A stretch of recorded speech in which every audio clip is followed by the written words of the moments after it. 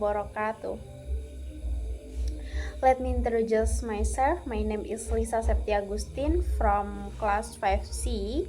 So today I will present the result of statistical data analyzed for final assessment, which includes two studies.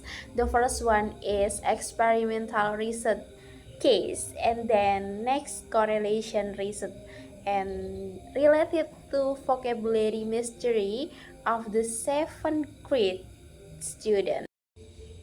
Okay, the first one is experimental research case. So in here, I take the title, The Impact of Puzzle-Based Collaborative Learning on 7th Grade Student Vocabulary Mastery. This research was motivated by student burden with the individual memorization method, and the teacher want to test whether puzzle-based collaborative method could improve vocabulary mastery through social interaction and game element.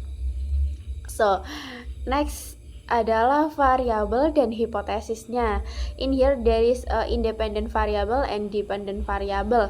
And independent variabelnya from this title is learning method, yang mana there is a experimental versus control group with nominal scale.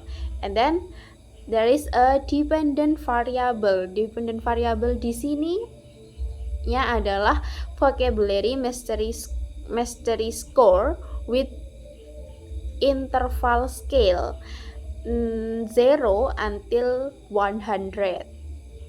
So next, hypothesis. So there is null hypothesis that there was no significant impact, and whereas alternative hypothesis state that there was a significant impact of this method.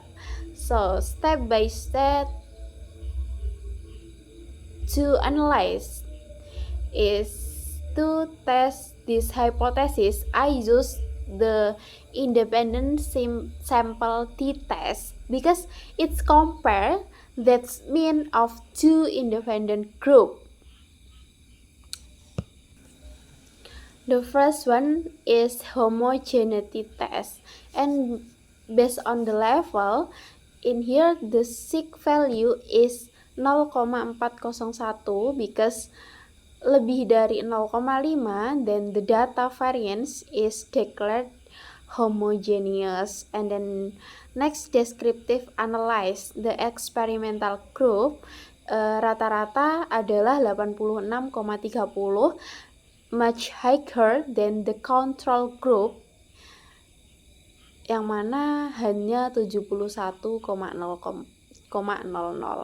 And t-test the value obtained count as 10,472 with p-value lebih dari 0,001 because sig lebih dari 0,05, so null hypothesis is rejected and alternative hypothesis is accepted. So the effect size coherent, the value is 4,681, yang mana maksudnya adalah metode ini sangat berpengaruh besar, sangat kuat. Jadi metode ini berarti sangat kuat. So in conclusion, it can be concluded that the use puzzle-based collaborative learning has a significant impact and much better result for students compared to conventional method. Okay, next is correlation research case. And in here, I take the title for correlation research case. I take the correlation between interest in word puzzle and vocabulary mastery among 7th grade. Here we look at whether student natural interest in word games is related to their vocabulary scores. So there is a variable and hypothesis. Variabel X-nya pada penelitian ini adalah interest in word puzzle use Likert scale, and then variable Y-nya adalah vocabulary mastery use ratio scale. And there is hypothesis. So in here alternative hypothesisnya adalah suspect a significant positive relationship between the two variable. And step by stepnya to analyze this correlation research case is the method used is person product moments correlation. So direction and strength of relationship from the person correlation coefficient menunjukkan a figure of 0,983. This means that relationship is positive and falls in the very strong category. And then significant test, sig value-nya adalah kurang dari 0,001, yang mana kurang dari 0,05.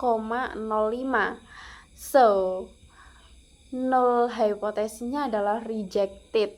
So in conclusion of this case, jadi there is a significant positive relationship, and the higher the student interest in word puzzle and the higher their vocabulary skills. Okay, this conclusion my presentation of two statistical research case. Overall, both the use of puzzle in class and the student interest in the game play a crucial role in improving their vocabulary mastery. And that's the presentation for me. I'm Lisa Septia Agustin, and I apologize if there are any shortcomings in the delivery or analysis of this data. And thank you to my lecturer for their guidance and attention throughout in this semester. And thank you. Wassalamualaikum warahmatullahi wabarakatuh.